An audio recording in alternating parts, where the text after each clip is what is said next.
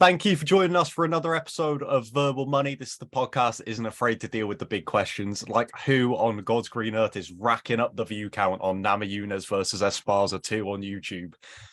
I kid you not, I've got it open right now. At the time of recording, that free fight uploaded by the UFC has 227k views. And people complain about the Apex. A lot of people have got to be watching it for like content that they're making themselves. Like, I know you did one, Kyle. I think you did one watching boring fights. I think was that one on it. Yeah, that I forced myself to do that because I hadn't uploaded anything in ages and it was painful. So there's no way I'm ever doing it again. Got to be doing, surely. Can't be out of pure pleasure. You were a much better man than me. I could not stomach watching that fight ever again. No. But the masses on YouTube disagree with us, I suppose. There's so many fights to get stuck into. It's a big weekend. We got another bigger weekend coming up. We're going to start with Cage Warriors because that was on the Friday night and probably the most talking points compared to the UFC card, which is a bit of a smaller card than usual. Before we get into any particular fights, Steve, you were actually there at the event. I'm sure people will have known if they watched any of the walkouts because every time I was like, oh, there's Steve. How was your time at Cage Warriors? Was it your first ever trip to a Cage Warriors show? No, it was actually my third show at Cage Warriors. All three at the Indigo this year. So the two the day before the UFC cards and then this one. Sweet. I would say out of the three, it was probably the weakest one in the way it turned out, unfortunately. The crowd were great all night, but the crowd were chanting for Vucenic and Hughes throughout every fight. So like a lot of the fights, and a couple of them weren't great fights, so it's understandable, but it took away a little bit from the other fights I felt when you've just got guys cheering for Vucenic right behind me. But yeah, other than that, Cage Warriors cards are always great live, and especially as you saw, I managed to get right to the front, which is great. But yeah, it was a fun time.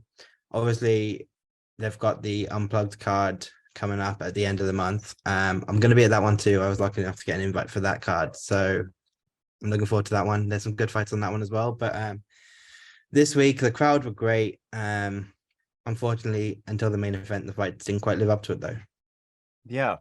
Real quickly, because we didn't put it in the running order because it only got announced like an hour ago maybe, but Morgan Charrier is going to be back fighting on that Unplugged card, which it feels very strange to have Morgan Charrier in your roster and have him fight with no fans. I thought that was a bit strange. So we'll see how that goes, but he is back on that card. To dive into the actual fights, like you said, very decision-heavy card that maybe didn't live up to some of the previous Cage Warriors cards that we've had this year even. But the main event did. We all said that it was going to be super competitive. We couldn't pick a winner. And in the end, I think it proved to be a lot more decisive than anyone really thought it would, unless your name's Paul Hughes, I guess. Incredible performance. What did you guys think? I know that we all picked Paul Hughes apart from Jamie, right? Didn't you? You played devil's advocate on that one. I think I did that more so just for the I don't know why I did it, just to be against the grain, obviously, but it obviously felt we harsh. saw how that played out. It felt harsh, none of us picking Vucenic because we all knew that he was in for a really good shout of winning as well. But in the end, I didn't see that fight come in. I still thought it was going to be an incredibly close decision. But what a performance by Paul Hughes. Oh, mate, he looked absolutely phenomenal. Like, if you're campaigning to reach the next level of MMA, that's the performance that you go out and put on against someone like Vucenic, who is one of the toughest fighters out there. To do what he did to him for, let's have it right, it was almost 4 whole rounds. The first round was pretty competitive, and then after that, it just started going up for Paul Hughes. So if you're going to put on a performance like that, there's a very, very good likelihood that you're going to reach the top of MMA, which obviously in this case is the UFC. Yeah, Jake, you must have been buzzing. Apart from, all the decisions that were on the card, and we're saying about how it didn't live up, the Irish had a bloody good night. We did indeed. Obviously, Paul Hughes in the main event. The only word that comes to mind for that is masterful, honestly. And I've seen that plastered across my timeline, mainly from other Irish MMA media people. But yeah, masterful is the word, and I think we will see him in the UFC. If not in his next fight, then definitely soon after. And of course, Kalen Loughran on the undercard as well. Just wow. Like I really want to keep seeing him fighting in Cage Warriors because I think he has work to do there, but definitely very exciting prospects, especially when it comes to Irish MMA. Yeah, sure. Kalen Loughran came across as, apart from the two in the main event, he came across as the biggest star alive in the building as well. Yeah.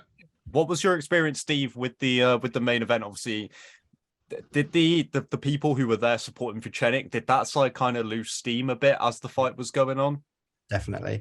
I had a big group of Vucenic supporters right near me. I think a lot of the Irish fans were towards the top of the building in the tiered seating, but yeah, it was quiet in the Vucenic section near me by the end. But yeah, like you, just to echo what you guys said, incredible performance by Paul Hughes. You know, that's a guy that's UFC ready. You can just see it. His confidence after the fight as well. He knows he's at that point now. Beating a guy like Vucenic. Vucenic is basically on that level as well, let's be honest. To run through Vucenic like that, Paul Hughes, you mentioned obviously, if not his next fight or the one after, it should be his next fight in the UFC. Can we all agree on that? Oh yeah. Yeah. There's no point in well, not wasting time because I mean, no one's going to say no to more Paul Hughes fights in Cage Warriors, but you can tell he's ready. So why delay it? What's the point in delaying what's inevitable? Yeah, I think the only way that these guys, when you can just tell they look ready, is okay. Well, if they face a UFC level guy, yeah, and I think everyone knows that Jordan Vucenic is right on that border as well. So I don't know if there's anything else he really needs to prove at this point. And he takes those fights and makes them look easy sometimes. Like the confidence from both men as well, going in there for such a big fight, both incredibly calm, spending time with the crowd before getting in there, like. It was insane to watch a true UFC like level fight happening in Cage Warriors. What else stood out to you guys? We spoke about Kalen Loughran already, who I thought was the standout aside from Paul Hughes in the main event. I was super impressed by Harry Hardwick. That was one of the best performances of the night as well, I thought. What else stood out to you guys? I think seeing Modestas come back in and get that win was really refreshing. Obviously, he's had a long laugh with that horrible injury, and to see him come back and look as mobile as he ever did, that was really refreshing to see. And I think it's up from here for him as well. Yeah, that's what I was going to say as well. It was really good just to see him, as Jamie said, just kind of up and moving as he was, because when fighters are coming back from an injury like that, a lot of the time they can be very timid and they can be very almost frozen out of fear that something like that might happen again. But he was up, he was on his bike for the whole fight. Good win, and I want to see him back in there sooner rather than later. And I do think that's what he wants, and I think that's just what we might see. Absolutely. Was there anything else for you, Steve? Yeah, I want to shout out Ryan Shelley, one of your Irish boys, Jake. Submitting Josh Reed in the first round like that is huge. Especially, like we mentioned, obviously, if Paul Hughes goes to the UFC, we're going to have a vacant title in that division. And I don't think you can look much further than Ryan Shelley and Harry Hardwick being the guys in that position. At least one of them, I think, should be in that vacant title fight if that comes to fruition. Yeah, absolutely. No, good shout. We'll come back to Cage Warriors because they got another event this weekend. But to catch up on the UFC, not a ton of great fights as we alluded to, but quite a lot of stories coming out of it. The first question I'm gonna put to you guys is: has Amanda Lemos done enough to get a world title shot off of the back of her win in the main event, stopping Marina Rodriguez? She defeated Michelle Waterson in her last fight, submitted her as well. Do you think she's done enough? See, it's a really difficult one because before the event, you would have said that if Rodriguez won, you would have definitely said that she was next for the title. So I don't see why not with Lemos now. Obviously, beating Waterson Gomez wasn't the greatest of feats nowadays because she's kind of a declining fighter. But to go in there and finish Rodriguez was a real statement. I mean, who else do you look at for getting that next shot? Do you look at Yan Zhaonan as the next one instead, or it's a weird one because you could put them two together and see who comes out on top between them two, but then you've kind of got a little delay between this next fight and the next title fight after that. So between them two, I would probably edge Lemos. Yeah. Yeah, I think It's- I'd agree with you. It's very tricky at 125 at the minute because we don't really know what the situation with Shevchenko is. It's kind of pointing in the direction that she's going to have a rematch with Tyler Santos, but I haven't seen anything official on that. And then as well, you throw in, Furo, who got a win recently. And then just on the point of Lemos herself, like, yes, her last 2 wins have been impressive. I know, as Jamie said, the win over Michelle Waterson, not the best these days, but the win over Rodriguez, very impressive. Very, very, very, very impressive. But that is just like 2 wins. And she did, kind of get beat around the shop by Andrade earlier this year. So I don't know. 125 is very weird at the minute. I think we're going to have to kind of figure out what's going on at the top with Shevchenko before we can talk about anyone potentially getting a title shot. Not Yeah. to You got ruin what Jake just said, but this was a 115 fight. Is that 115? Yeah. However, your statement, if you change the word Shevchenko for the title fight this weekend, it means the exact same thing. You know what? I get those divisions mixed up just a little bit because there was a point last year where they were putting together events at the last minute and they had people at 115 fighting at 125, and it's stuck in my head since then that they are fighting at 125. Yeah. I was thinking myself, why do I not talk about Marina Rodriguez and Amanda Lemos in the 125 title picture? Like, why have I never considered this? Why not? No, I wasn't trying to call you out, Jake. I promise. I had a point as well. This reminded me of when Jojo Coldwood was supposed to be next in line and she lost to Jennifer Maia.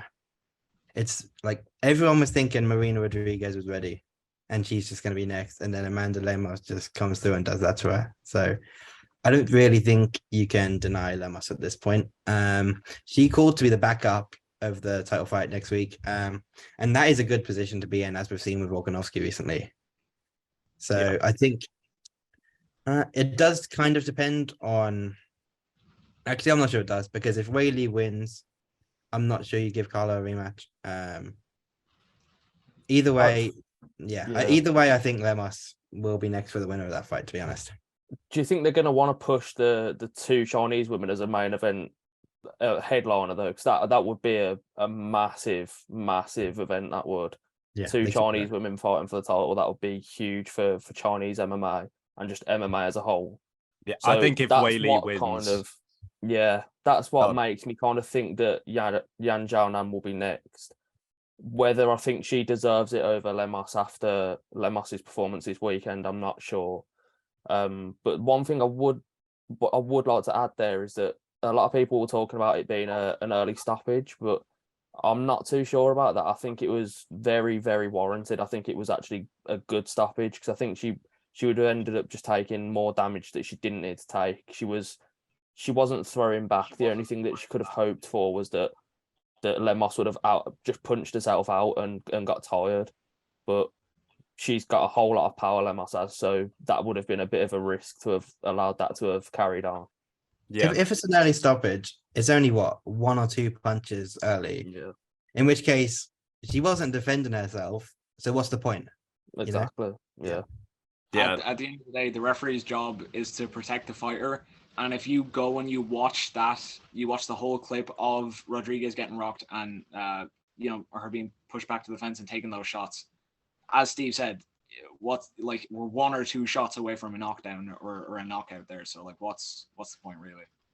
Yeah, no, I totally agree with you guys. I thought it was a good stoppage. Another fight that refuses to go away. Neil Magny still going strong, most wins in welterweight history, which is incredible, to be fair to him. Great win over Daniel Rodriguez. What do you guys make of Neil Magny at this point in his career? Because I feel like he tips on the border of people going, this person just beat him. But how much does that really mean? And then he goes and gets another win. And then it's like, look how good Neil Magny is still. And it just seems to fluctuate between that. I don't know if you guys agree with that. Yeah, I think it was hard to kind of take his last performance into consideration because obviously that was against Shavkat, who I think beats pretty much all the fighters in that division, maybe barring Chimaev. So I think that was kind of hard to bring into this fight as like a reason as to why you'd pick Rodriguez. I personally thought Rodriguez would get it done, just purely, obviously, if he could keep the fight in the middle of the octagon and just use his boxing, which I think he did for quite a large proportion of the fight. He kind of, I think it was round 2 where he really started to put the pressure on and kind of keep on the front foot. But obviously, with Magny being so well rounded, there's always that that possibility of him getting you up against the cage and just wearing on you, which is what he did in the end. Yeah, that it was a classic Neil Magny performance in the absolute definition of what that means. What else stood out to you guys on the card? I went back and caught up on some stuff that I missed earlier, and again, not a ton of great fights, but some good finishes in there and some good talking points. Yeah, that's You've some got great finishes. Hadley, right?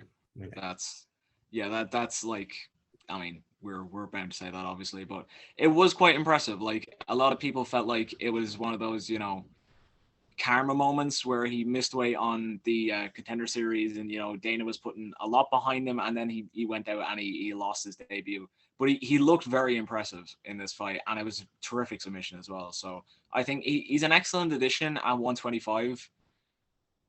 Where he goes from here, I'm not entirely sure. Like, I don't know, do they want him to kind of keep fighting the kind of lower level guys at 125 so he gets more experience at the highest level under his belt, or do they kind of want to shoot him up there? So I don't know. I mean, where do you guys want to see him next? I don't see why you can't put him in there with some of the guys or the similar level of guys that Makayev has been fighting to kind of see his level there. I've seen people saying like they don't see that much difference in the quality. Obviously, Makayev's got his wrestling, which is just a huge X factor. But Hadley's a really good prospect in his own right. So, and look at the guys Makayev's fighting. They didn't exactly rush him up. He's been fighting like the Malcolm Gordons, the Charles Johnsons. I think you could put Hadley in there with someone of that level, and he would probably come through it okay. Yeah, I completely agree with Steve. And like Steve just said, I've seen a lot of people kind of saying on Twitter this weekend, obviously, that they think that Hadley's ceiling is as high as Makayev's, which is, to say this now is mad. But I think a lot of people have been saying that all along, because Hadley is a really, really good fighter. And this fight, especially, shown that he's not just good in one area of MMA, he's good all round. His striking looked crisp, he looked fast. And then when it went to the ground, obviously we saw how that played out. He didn't just kind of accept bottom position as soon as he got put on his back. I can't remember the sequence that led to him being on his back, but as soon as his back hit the mat, he'd thrown the triangle up and he was already slicing Candeleiro's head out open with elbows. So no matter where the fight goes, he's extremely dangerous. Yeah, I thought it was a great performance from him. As someone who was incredibly high on him, to see him lose in the UFC on his debut, where there was so much hype, I was so disappointed. But back on the right train, mate. I'm Hadley Makayev for the flyweight title. It's still on. Let's go. It's still going to happen. Was there anything else that stood out to you guys performance-wise before we get into what is probably going to be the thing that people remember this card for? Polyana Viana. 40 seconds. Yeah. That combination was violent. That was very violent. Very violent. And on the first fight of the card, we saw Tamirez Vidal, that flying knee. You don't see techniques like that in women's fights that often. I can't recall a single flying knee in a women's fight before. So that was incredible. Flying knee to the yeah. I think there was a couple of really good standout performances. Obviously, Grant Dawson out grappling, out wrestling Madsen. Obviously, we saw Ulan Bekov pick up the guillotine win over Manes, who obviously was coming down in weight, which I don't think we'll see him back at 125. I don't think the cut was a bad cut. He seemed to make it fine, but I think it's a lot of weight to cut on a consistent basis for him. So I'm not sure we see him back at 125. Even if his cut didn't particularly look bad, as in like he didn't, look too bad on the scales, or it didn't seem to affect his performance massively, he looked so drawn out. And as simple of a sign as that is, it is a very telling one. Because if a fighter looks like Skeletor, on weigh-in day, it's usually a sign that they're cutting a little bit too much weight. Yeah. Yeah, a lot of missing weight in general on this card.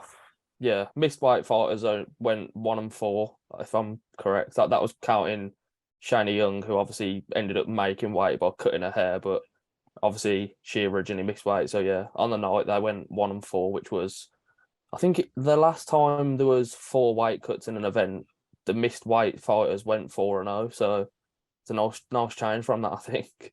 Yeah, that was a strange one. Another strange one. But I'm just gonna let Jamie explain because you're the person out of us that actually follows betting lines and how they change over the course of a week. So you can fill us in on how your bets did and also this whole story regarding James Krause gate and everything that is going on, which we are still finding out loads on like day by day. So by the time this podcast comes out, there might be some more news on it that we didn't have at the time. But talk to me about when you first noticed that someone was going on.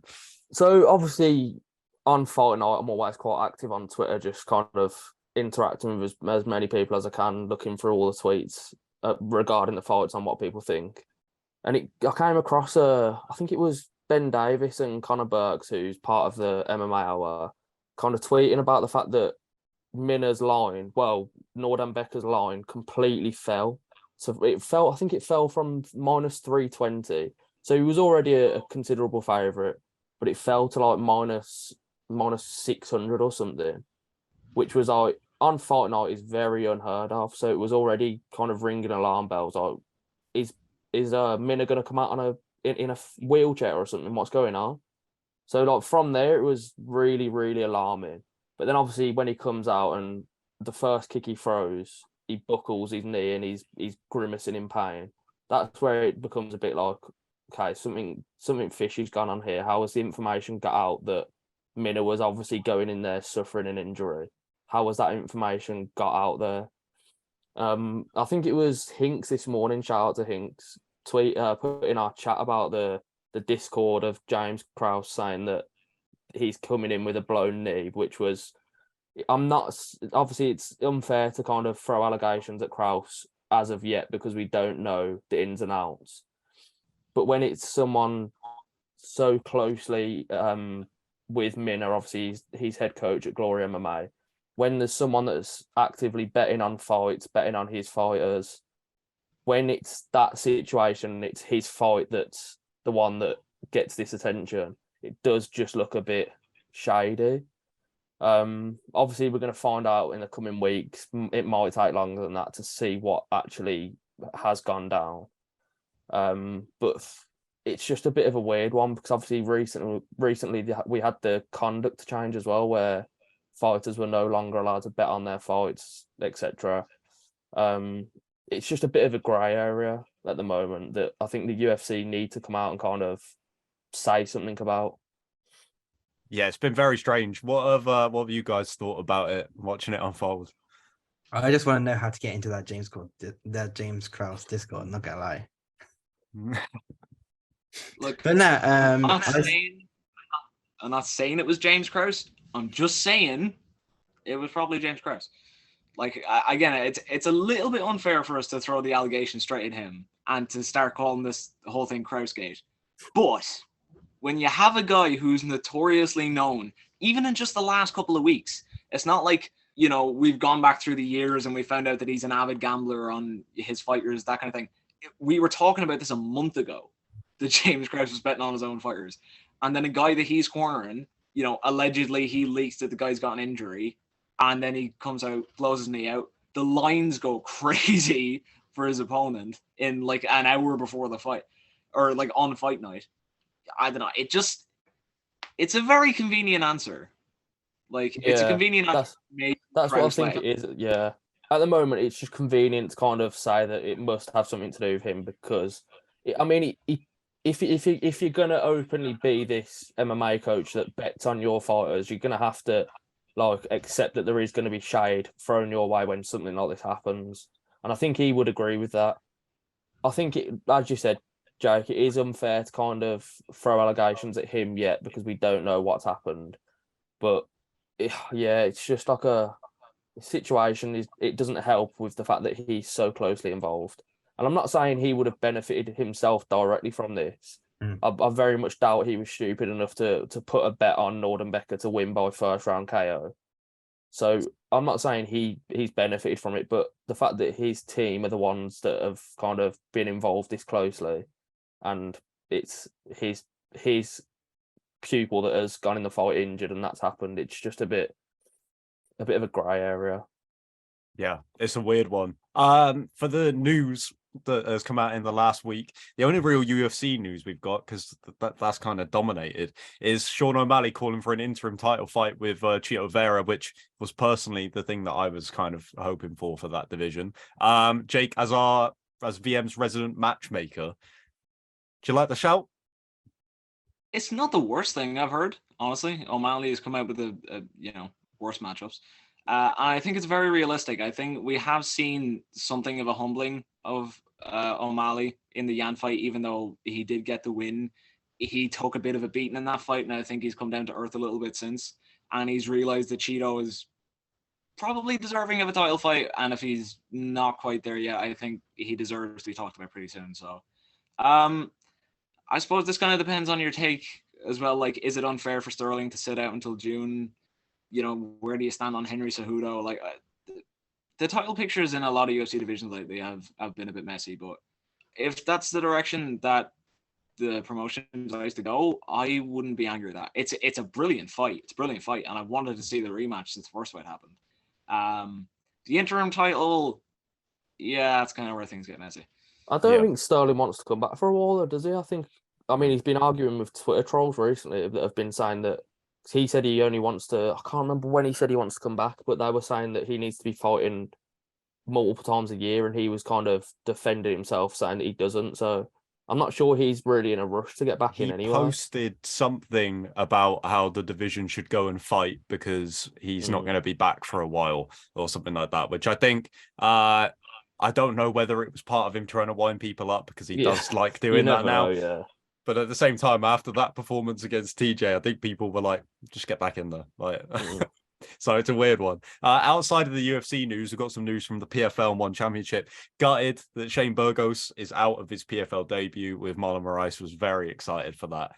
For him to get that opportunity was incredible. So, and Kayla Harrison has said that this will be her last PFL season. Seemingly left it open to that she is going to still fight with the PFL past this season because she made reference to the super fight division that they're building. I say building, I don't know. But we'll see. We'll see what happens with that. And then in One Championship, Cosmo Alexander is going to be back at One on Prime Video 4. You may know him because he last fought 3 years ago and knocked out Sage Northcutt. This will be his first fight back since then. And the middleweight and light heavyweight champion RDR is going to fight the interim heavyweight champion Anthony Malikin, which is, I mean, Jake, your matchmaker Mondays are stressful enough. Can we get you to do the one heavyweight division? Oh, Jesus Christ, man. Oh my God. Okay, look, interim champions are messy enough, but once you have the double champion and middleweight and light heavyweight coming up to fight your interim heavyweight champion because your heavyweight champion hasn't fought in however many years and wants to be traded to the UFC to go fight Piotr Jan, that's a bit out of my depth, honestly. That is well above our pay grade. We can't be doing that sort of stuff. I'm a big fan of RDR just going through all of the weight divisions, though. Yeah. The man's crazy. He just wants to fight champions only, and I like that. We're back again for another Cage Warriors event this Friday night. This time in Manchester, not at the O2. Another card full of loads of interesting prospects, some big title fights at the top end of the card. What's screaming out to you guys? I'm trying not to be biased because there's two fighters who train out of where I live. So I'll keep that away. I'll let you guys do the talking. So yeah, the one I'm most looking forward to is McEwen getting back in there. Obviously, he's had a late change in opponent recently. He was supposed to be fighting, I think it was Adam Wilson. He's now fighting Scaglieri, so it's a late change, but depending on his performance, it's going to determine on who's next. Well, who's Martigoni's first defence, I think. Because obviously we've got Loughran, who's put in a really good performance this weekend gone. Depending on how McEwen looks, I think. Well, I'm really unsure on who they're going to go with next. I really am, but yeah, I'm looking forward to him anyway. So yeah, the main event: Christian Leroy Duncan, who at this point is one of the best fighters in Cage Warriors, I feel like. So I'm looking forward to seeing him get in there and defend the title. co-main, we've got Jim Warhead, who's got a great story coming back to MMA after all these years. His knockout at the card in July was one of my favorite moments I've seen live as a fan. But Figlak, his opponent, is really good. So this is a tough fight for him. Looking down this card, there's some good fighters on there. Luke Riley's a really interesting prospect out of Liverpool. And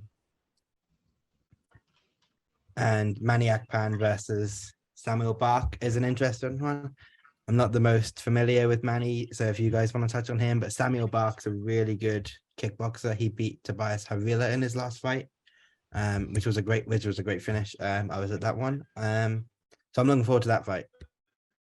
Yeah, I mean, Manny. I think it's yeah. I was just going to say it's impossible to bring up Manny without bring up that knockout from earlier on in the, like, Jesus fucking Christ, man. Like, oh yeah, that's easily one of the best knockouts of the year, but it gets overshadowed because it happened in Cage Warriors and not a lot of people pay attention, which is really unfortunate. But not a lot of people pay attention to kind of smaller promotions like Cage Warriors. But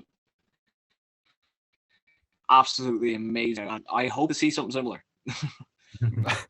You never know with Manny, so fingers crossed. Because the last card, like we said, a lot of decisions, but you put Manny Akpan in the mix, and we'll see about that. UFC 281 is our final talking point for Saturday. Huge card. The first thing I want to talk about, because this was a big talking point going back like a month or so, was is this card on paper better than the UFC 280 card? And for people in the UK, we had to buy that card on pay-per-view. Would you pay the pay-per-view for this if that's what they were charging? Yeah, for sure. I think I'd definitely pay. I mean, when it's cards like this and 280, I think it's harsh to be critical of the fact that you've got to pay £20 when you look in the States. Obviously, they have to pay for every single pay-per-view, and there's some, even just this year, that are scandalous that they had to pay for. I mean, you look back at the Masvidal Covington one, I can't believe that US fans had to pay $60 for that card. I mean, it might even be more than that. So when you look at this one on paper, it's like, I'd definitely pay £20 for that. Yeah, I agree with you. I think the card is just as good, if not better, in some ways, especially with the narrative towards the main event, which is one of the most anticipated fights of the year, Adesanya versus Alex Pereira. We've been building to this for years, it seems like. Again, big questions with Israel Adesanya, and something that I thought of when writing the notes for this episode was, do you guys think that most MMA fans want Alex Pereira to win? Because that seems crazy to even suggest if you go back a year, maybe two. But I think that might be the case. I think that is the case, and it's in part because Pereira is obviously super exciting, and to be perfectly honest, I didn't expect to see him in a title situation with Adesanya ever, let alone just a year after his debut. But I think it's not just because of Alex Pereira. I think Adesanya has done a lot of this to himself, as unfortunate as it is to say, because with the exception of the Paulo Costa fight, all of his title defenses have just been duds.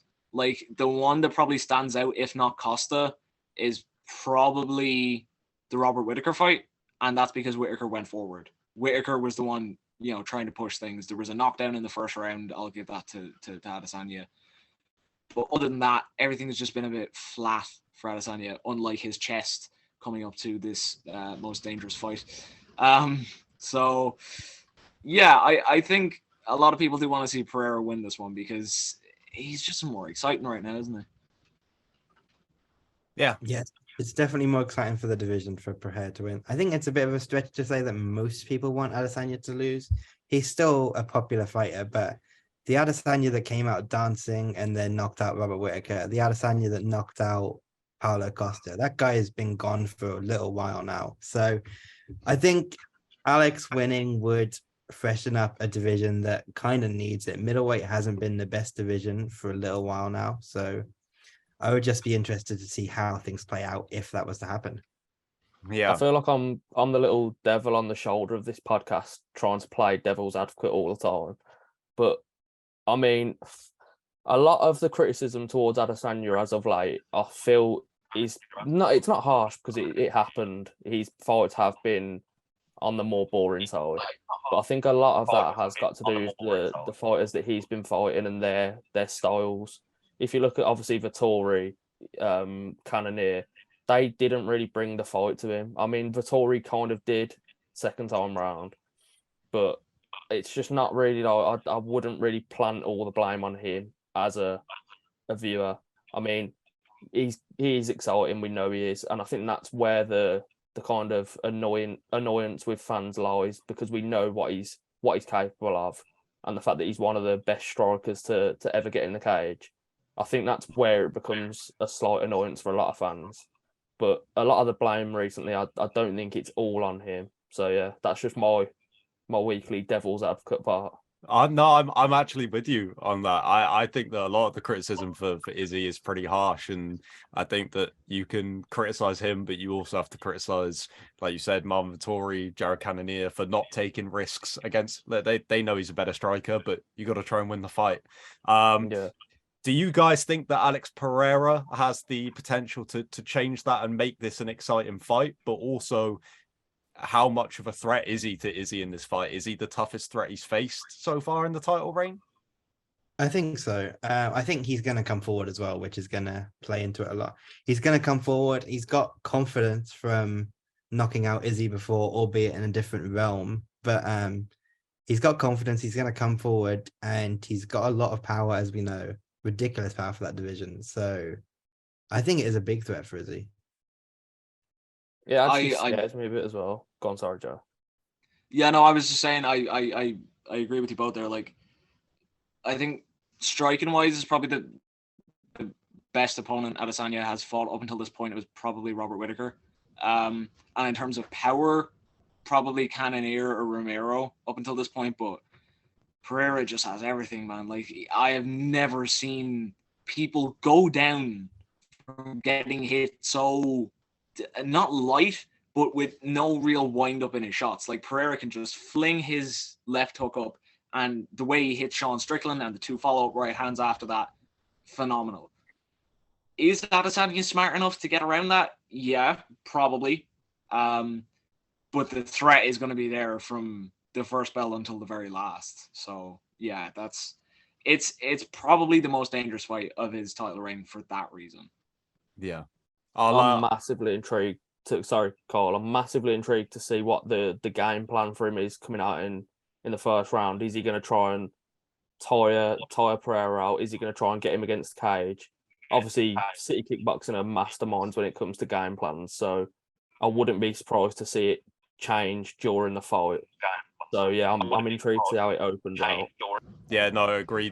It's going to be such a fascinating watch, like from the first minute. I think we're going to get a lot of not that exciting stuff in this fight, which I think might annoy a lot of people. But that's because like Alex Pereira might be knocking dudes out, but he is a smart striker, just like Izzy. So 4-ounce gloves as well, man. That's scary. Like, can't play in 4-ounce gloves.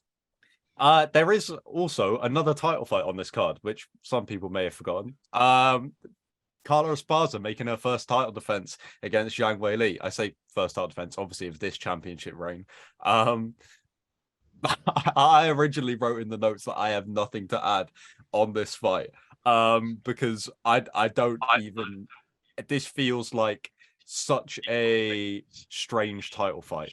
Like, it doesn't feel like it's actually a title fight that I'm going to be watching on Saturday, but it definitely is.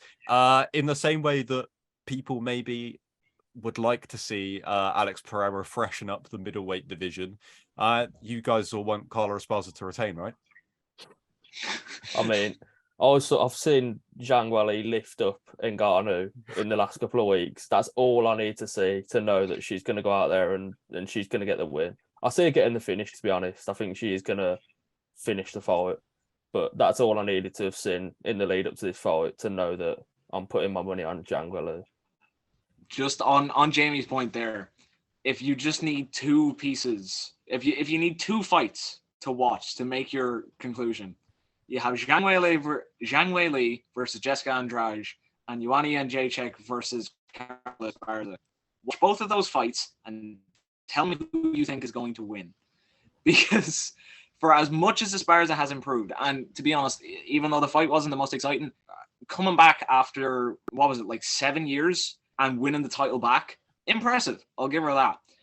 Unfortunately, Zhang is one of the most fierce women I have ever seen. Not just in sports, but just as, in general. Like, just the way that she strikes when she goes forward with her pressure, it's insane. And seeing the way that Esparza was kind of backed up by Jacek and just got kind of the face boxed off her in the first round, I don't think it's going to be in the first round, but I have to agree with Jamie, probably inside the distance for Zhang. Yeah, I'm going to echo that, guys. I think Whaley's got power. We know that. Carla, we saw her get beaten up by Joanna all those years ago. I don't think this will be too dissimilar to that, I'm going to be honest. If Carla can get a wrestling game, she's got a chance, but I see Whaley having the power edge. She's got the striking edge, of course. And I see that being too much. I think Whaley's going to win the title. Yeah, agreed. I'm not going to play the Jamie role. I've got nothing. That's my take. You guys nailed it. People's main event of the Madison Square Garden cards. It feels like we have to have these on every MSG card. Just one fight is going to be a banger. Michael Chandler versus Dustin Poirier. Again, big questions for these big three fights. Who needs this fight more, do you think, at this point in their career, is the thing that I wondered going into, because we don't need to hype up the fight. The fight's going to be ridiculous. It is. Like Michael Chandler, you could put him in front of 10 people in a back garden and he'll put on a show. It's just what they do. So yeah, let me pose that question to you guys. Who needs to win more right now? See, I think they've both kind of resigned themselves to being big money fighters that just get in exciting fights rather than two fighters that are kind of chasing the title again.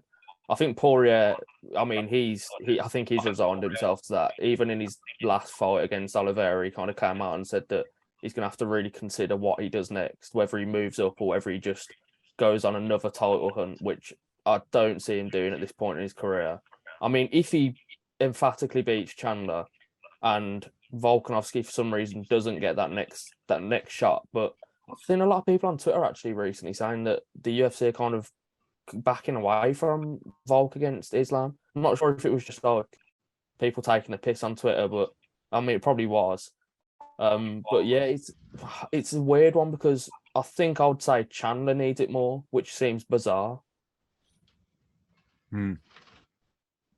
Yeah, I'd probably play devil's advocate to Jamie on that one there, because I think Chandler's spot in the UFC is reserved now. I think he could go on a 10-fight losing streak and Dana's going to keep him around because he's, with all due respect to Michael Chandler, a bootlicker for the UFC. And he puts on incredible fights every time. So I think he could go on a 10-fight losing streak and still be in the UFC. When it comes to Poirier, even though, as you said, Jamie, he has kind of resigned himself to just having these big money fights, this is his first fight after the Oliveira fight, after campaigning for a fight with Nate Diaz and, potentially a quadrilogy with McGregor, all that kind of stuff. And he didn't get any of it. So is he kind of overestimating his star power? Maybe slightly.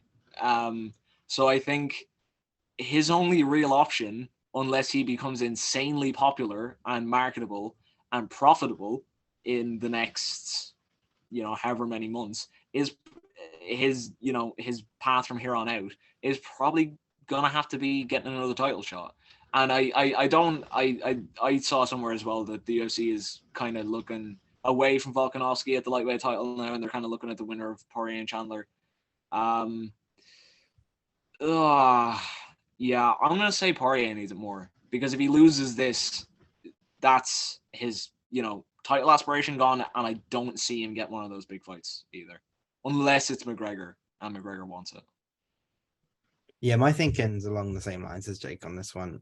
Dustin coming off that Oliveira fight, he needs to prove he's still one of the top lightweights in the world at this point. He lost to Khabib, he lost to Oliveira. He's lost 2 title fights in the last 2 years, something like that. He needs to prove he's still there. Chandler, he seems to have, like you guys touched on, he seems to have resigned himself to the fact that he's a fun fighter who gets in brawls. And he's changed his style since he came to the UFC. In Bellator, he was still an exciting fighter, but he was a smarter fighter in Bellator. Whereas in UFC, he's just throwing balls to the wall a bit more, I feel like. So I think if Chandler gets in an exciting fight but loses, I don't think it does too much harm to him. And I don't think he would be like, obviously he wants to win, but if he has an exciting fight and loses, I don't think it's going to bother him too much. Whereas Dustin needs it to prove he's still one of the top guys in the world. What kind of the thought process I'm going with though is, are people really interested in seeing Poirier fight for the title a third time? After obviously he's lost to Khabib, who the champion now is Khabib 2.0, and then lost to Oliveira. Whereas we haven't seen Chandler get to that point yet. Are people going to be more excited over seeing Islam versus Chandler than they are Islam versus Poirier? I actually had mine on. I was leaning towards Michael Chandler for the question, because I think that a win over Dustin Poirier will see him get even bigger fights. So I think that Poirier, kind of what Jamie said, I don't think that if he loses to Michael Chandler, some of those big fights disappear for him, because I don't think the fights he's looking at are your Islam Makhachevs, your Beneil Dariush's. I think he can fight Conor McGregor after losing to Michael Chandler. Why I think Michael Chandler might have more to gain from a win is he might be able to sneak that Conor McGregor money away from Dustin Poirier with a promo. Like, I could see that. So, but I both of your points as well, Jake and Steve, I think you actually won me over to Poirier, and then Jamie kind of pulled me back. So it's a tough question. I really want to see a Chandler promo, a really fucking good Chandler promo again as well, man. Like, his promos are phenomenal. Yeah, he just gets it. Yeah. There is so many good fights on this card. A lot of talking points. I'm sure that the recap for this is going to be extensive as well. What is standing out to you guys off of this card? Because it is pretty silly stacked. I even wrote in the notes that the Fight Pass prelims are like, there's some good fights in there as well. Like, yeah, I want to know who at the UFC Dan Hooker pissed off to get Claudio Puelles on the run he's on at the minute. On the run both of them on at the minute. Hooker going down, fighting Arnold Allen, getting just blitzed, coming back up, and they throw you in with Puelles. That's rough. that is rough. Yeah, that is. It's not a great sign that Dan Hooker is just getting this many difficult fights in a row. He has definitely pissed someone off. But yeah, I think you're dead right on that, Steve. Like, it's not looking good for Hooker. Yeah, 1-4 in his last 5. Kind of not exactly looking at the end of his career, but kind of looking at the end of his career as a level UFC fighter. He's only 32. I'm not gonna say he doesn't. He's not gonna need a miracle to win, but I would be quite surprised if Dan Hooker wins this. I think this is Frank Edgar's farewell fight as well, isn't it? Yeah. Which is, I mean, it's come a long way, and it probably should have been before this, but that's happening. Yeah. It'll be a huge moment being in MSG as well. Oh yeah, huge. I'm glad he's doing it at MSG and it's got to this point, but I feel like it could have come a bit sooner. I still wish they gave him a fellow legend to retire with. Someone like Dominic Cruz would have been perfect, but they're going with Chris Gutierrez. No disrespect to him, but it doesn't quite hit the same, does it? He's a guy who's undefeated in the UFC, other than on the Ultimate Fighter, or on the Ultimate Fighter final in his debut, rather. He's a guy on a good run. He's got a couple finishes, so it's not a great fight for Edgar to go out on. I'd rather see him with a fellow legend, and it would be a bigger deal, I feel, if that was the case as well. For sure. In the case of name value, it doesn't exactly scream out, even if Gutierrez has been undefeated in his last couple of fights, and his knockout back in March was actually very impressive. It just doesn't quite pop off the page for an MSG card. You know what I mean? Like, it would have been a little bit better to either match him up with a legend who's about on the same level right now. I know you brought up Dominic Cruz. I think Cruz is like a little. I agree. Yeah, he's a little bit better than where Edgar is right now, but it still would have been a good fight, and it would have been a fitting fight to do. Or maybe a small step down in competition for his retirement fight. This is not an easy fight. It's not an easy fight. And I would probably pick against Edgar on this one, but I'm not entirely sure on that either. So yeah, it's a bit of a weird one. Yeah. Yeah, for sure. Elsewhere, we've covered the main card.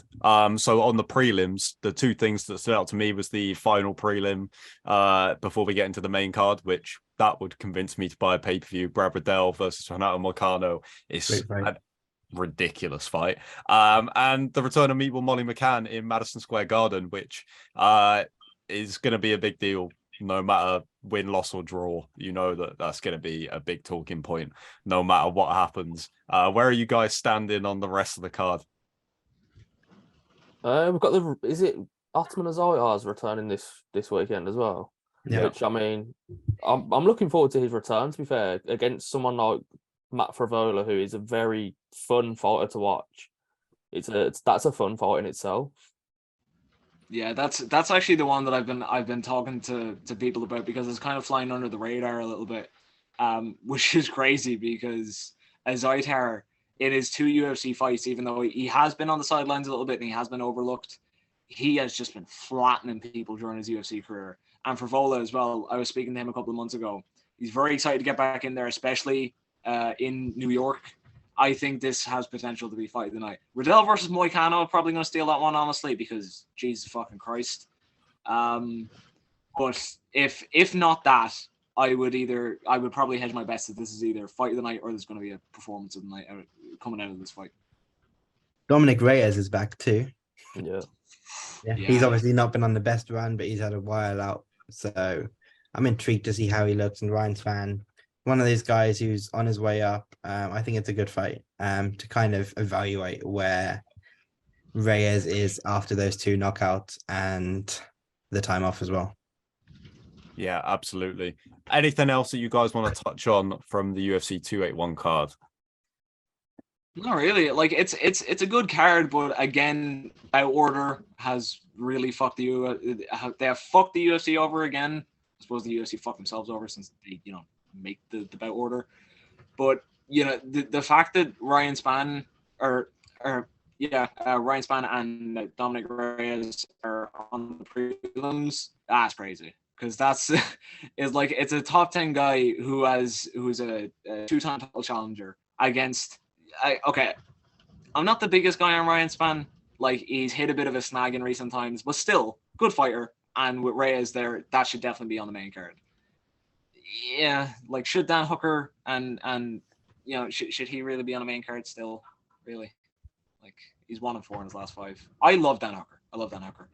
But if we're being honest, that should probably be Reyes or even Riddell and Moicano in that spot. So yeah, there's some good fights, but like, it's more than likely going to have to be an all-nighter for us, living in fucking British Standard Time. Yeah, because like, if I want to see Azaitar and Favola, which is on the top of the Fight Pass prelims, then I'm going to have to stay up to watch that fight, then go through some not fantastic prelims. Or actually, I think it's only one fight, which again is not great. Then the rest of the card there is okay. So get your shit together, UFC, or I'm gonna lose my cool with you. There you go. This has been Verbal Money. I'm gonna just go around you guys, just plug whatever you guys have got coming out soon or that's out right now that people can go check out. We'll start with Steve because you're just in that corner. Yeah, as you guys know, earlier today I was down at NRG Team Cross Race with the UK's newest UFC fighter, Sam Patterson. So we talked for probably 20-25 minutes down there. So look out for that later this week. Great guy, hoping to see him in the cage early part of next year. And follow me on Twitter, SCFAC, SCFACK. Yeah, I'm always plugging away, mate, each week. So there'll be something from me this week, I'm hoping. So yeah, just follow me on Twitter, Jamie Theo MMA. I just dropped my UFC 281 preview, so make sure you go check that out. I talked about some of the fights we were talking about today in some bigger detail, and the narrative surrounding that, and some of the technical aspects, and you can check that out on vmtv.co.uk, and you can also find it on my Twitter at JDDDMMA. Sweet. Thank you for joining us, guys. Enjoy the fights. Bye.